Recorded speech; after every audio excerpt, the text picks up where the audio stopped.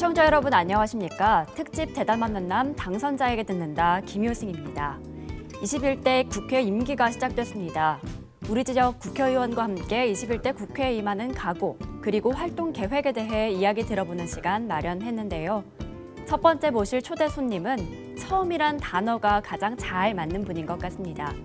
수원갑 김승원 국회의원 자리에 함께했습니다. 어서 오세요.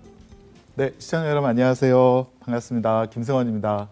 네, 21대 국회에 입성하셨습니다. 먼저 소감 한 말씀 부탁드립니다. 네, 우선 감사의 시간이었습니다. 수원 장안에서 당선된 그 어떤 후보자, 당선자들보다도 많은 지지를 보내주신 것에 대한 감사. 그리고 다행히 문재인 대통령님 당시 지지율과 비슷한 59.2%를 해주셔서 너무나도 감사한 시간이었습니다. 그리고 다짐의 시간이었습니다. 선거운동하면서 명함 돌릴 때는 미처 보지 못했던 장안의 곳곳을 누비면서 장안에 필요한 것들, 또 장안이 원하는 것들을 다시 한번 확인하는 그런 시간이었습니다. 제 마음속에 우리 장안의 어떤 더 큰 행복을 위해서 열심히 일해야겠다라고 다짐을 하는 그런 시간이었습니다. 네, 판사, 변호사, 청와대 행정관까지 네. 거쳐서 이렇게 국회의원에 당선이 되셨잖아요. 네. 성공한 법조인으로서 활동을 해오시다가 어떻게 정치에 입문하게 되셨는지 궁금합니다. 네, 사실은 저도 평범한 소시민이었습니다. 제가 맡은 바 일을 열심히 하면 세상이 더 나아질 거라 그렇게 생각하고 믿고 그런 시민이었는데요. 영광스럽게도 문재인 대통령께서 국민께 드리는 개헌안 준비를 하실 때 판사 출신인 저를 불러주셨습니다. 그래서 대통령님과 함께 개헌안에 들어갈 내용을 담으면서 대통령님과 함께 꿈을 꾸었던 것 같습니다. 그래서 정말 나라다운 나라, 국민이 주인이 되는 그런 나라를 위해서 꿈꾸다가 어떻게 여기까지 오게 된 것 같습니다. 걱정스럽다고 하긴 좀 그렇지만 네. 국회의원 욕 참 많이 먹는 직업이기도 하잖아요. 네. 각오는 돼 있으신지요?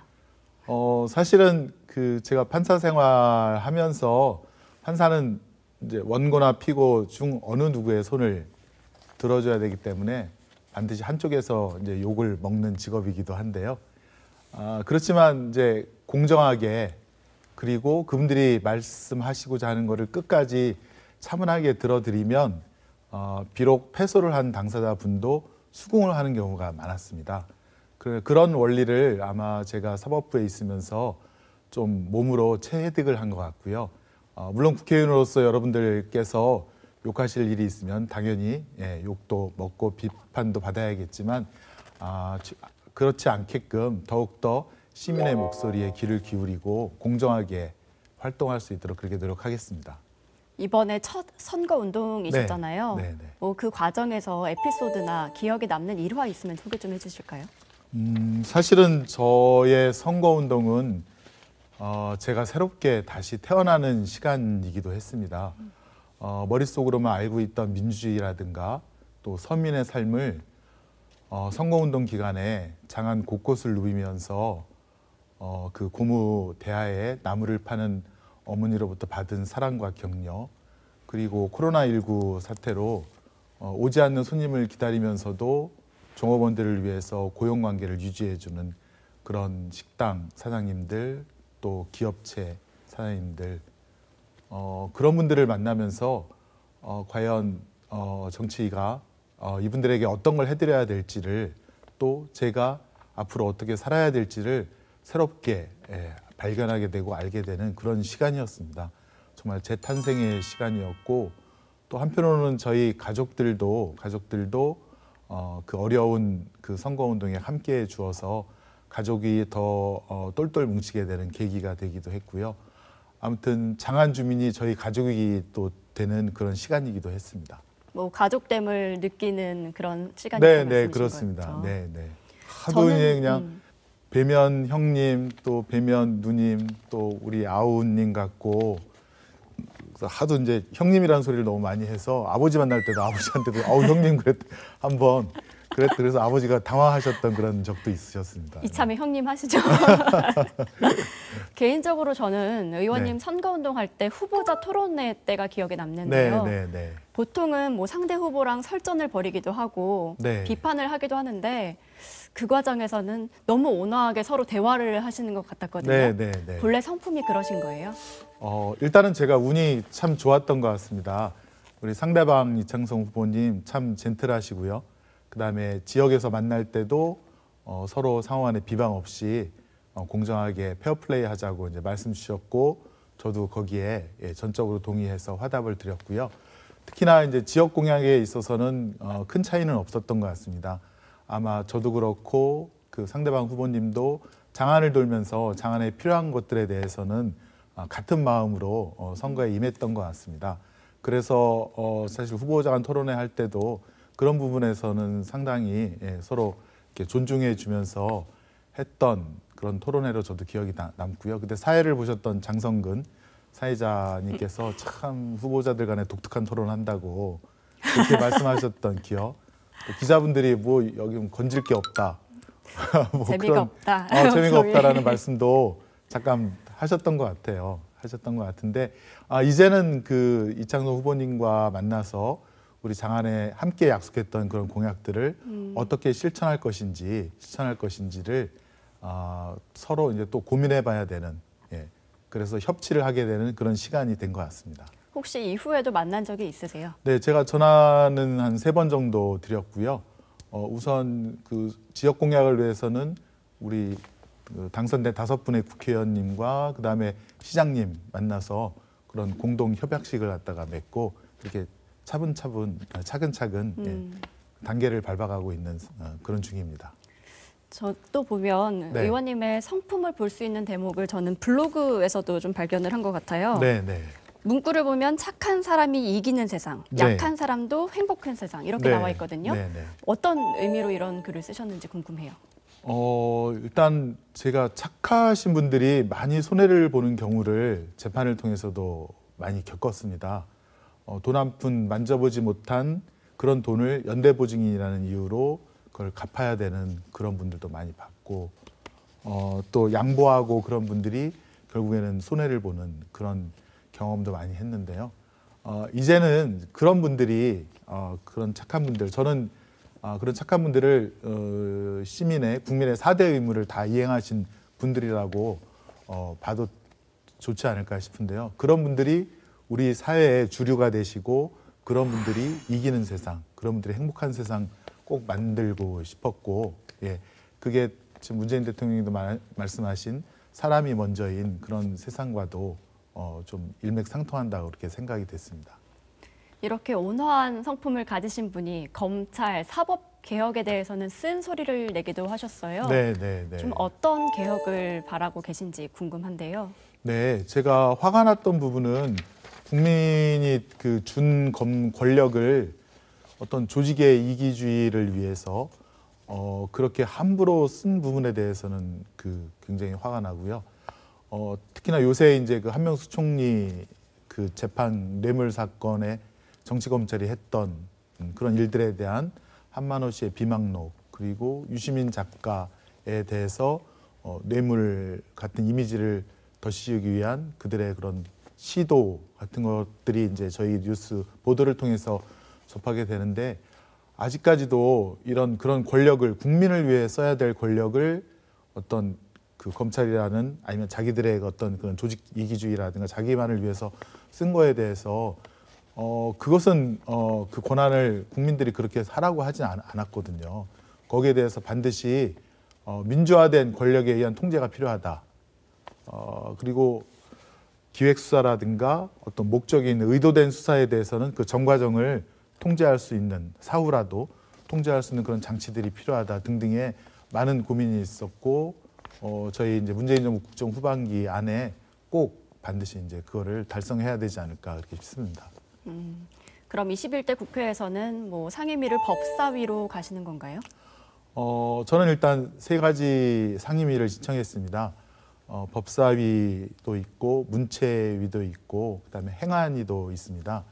우선 문체위는 저희가 이제 남북 교류와 협력이 필요한데 지난번 평창 올림픽 때도 전 국민이 느끼셨듯이 그 평창 올림픽 때 북한 선수들의 참가가 네. 남북 화해 물꼬를 트고 북미 간의 정상회담까지 쭉 이어지게 되는, 그래서 문화와 체육의 교류가 얼마나 중요하고 또 필요한지가 아마 국민들께서도 체험하셨을 텐데요. 그런 물꼬를 트는 계기를 만들고 싶고, 또 저희 수원 장안이 정조대왕의 개혁 정신과 애민 정신이 깃든 곳인데 문화와 체육 뭐 여러 가지 측면에서 그거를 좀 이렇게 지지하고 아우를 수 있는, 그래서 이제 문체위를 또 지망을 했고요.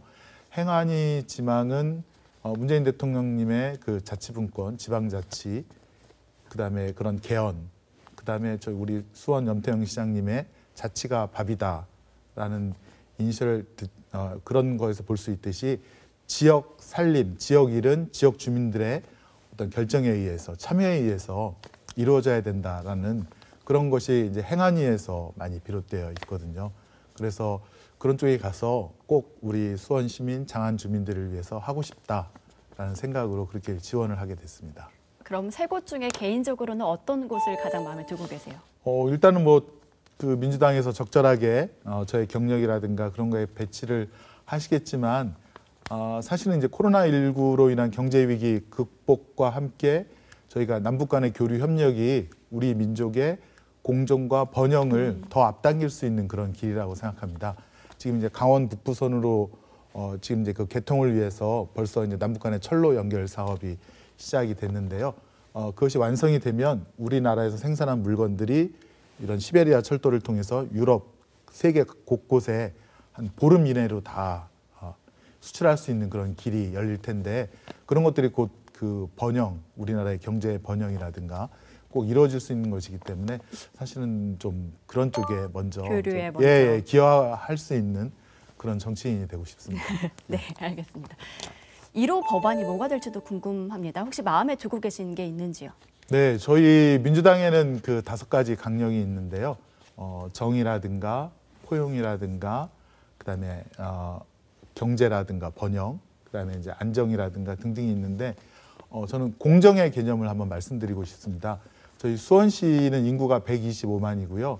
행정 수요가 상당히 많은 도시인데 근데 울산광역시보다도 인구도 많고 행정 수요도 많은데 기초자치단체라는 이유만으로 예산에 있어서 저희가 한 절반 정도밖에 못 받는 것 같습니다.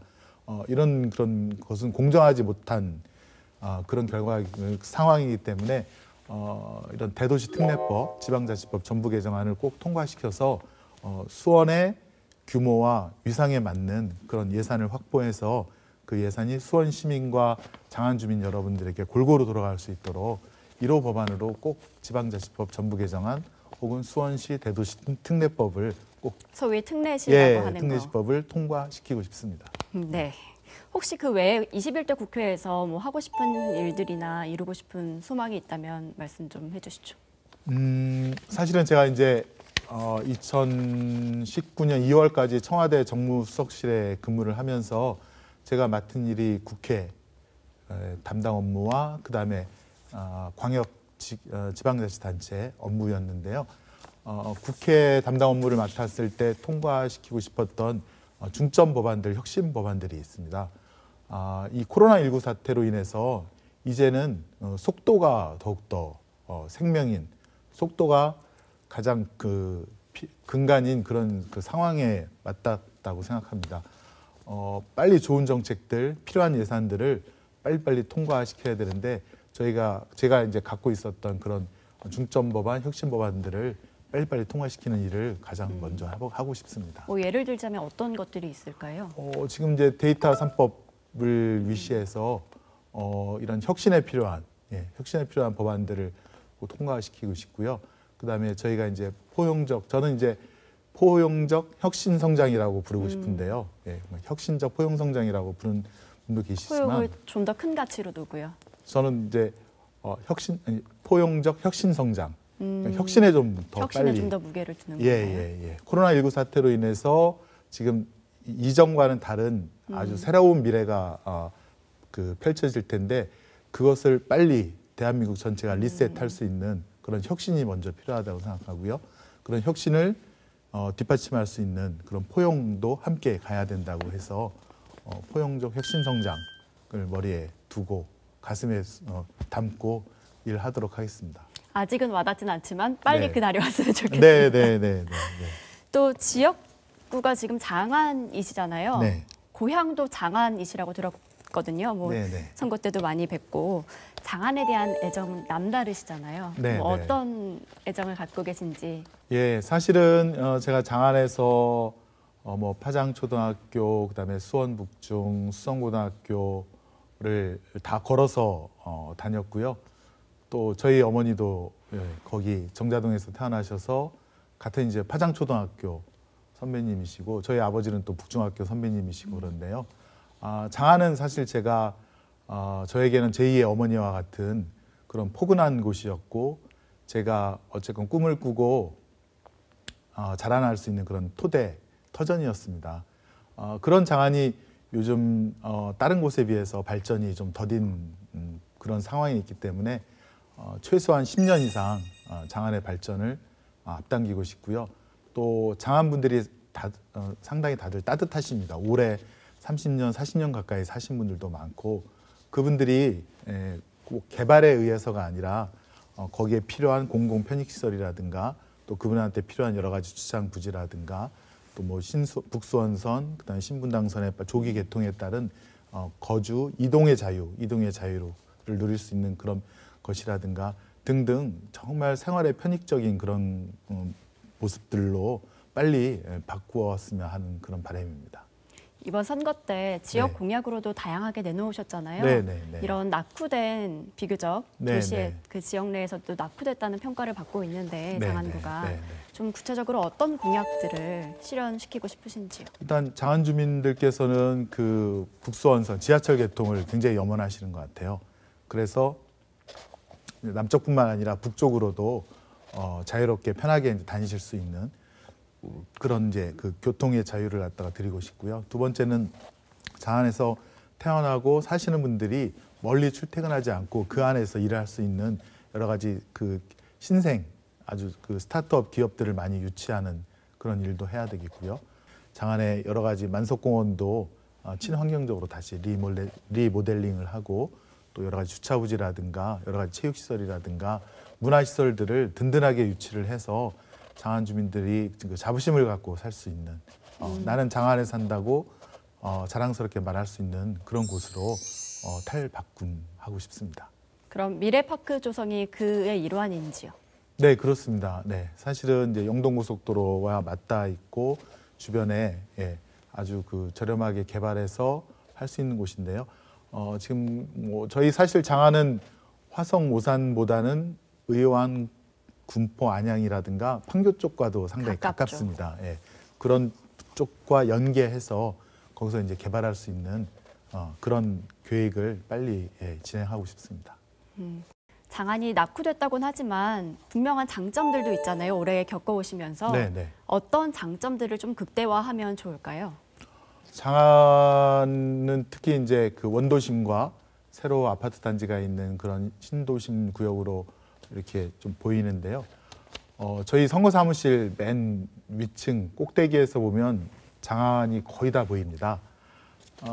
특히나 이쪽 아파트 지역은 초중고를 저처럼 다 걸어서 다닐 수 있는 그런 지역이라 아이 낳고 교육시키기 좋은 곳이고 거기에 어떤 아까 말한 문화 편익시설이 복합 체육공간이라든가 문화 편익시설이 더 그 핵심 포스트에 유치가 되면 더욱더 살기 좋은 곳이 될 것 같고요.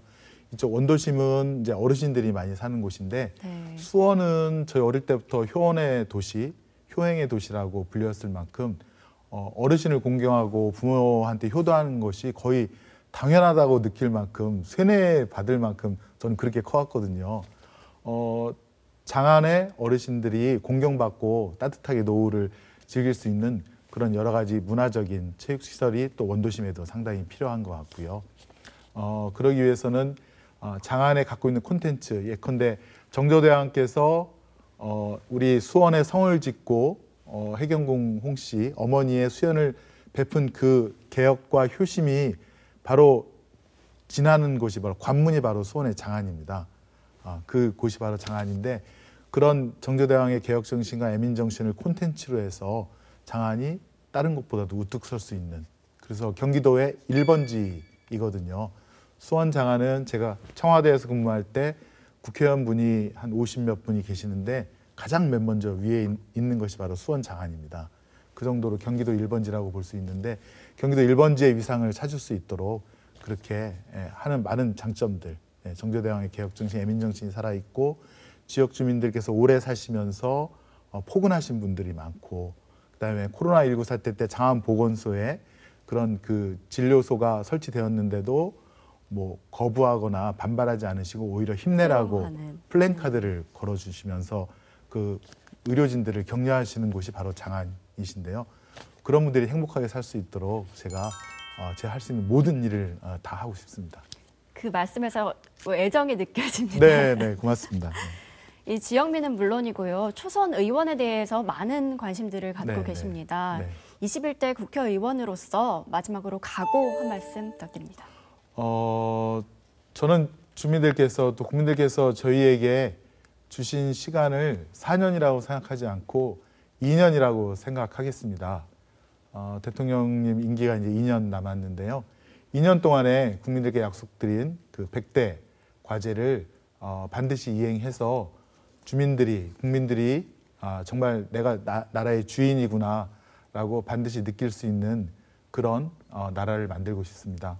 이번에 그 기본 재난소득 아마 처음 받아보셨을 텐데요.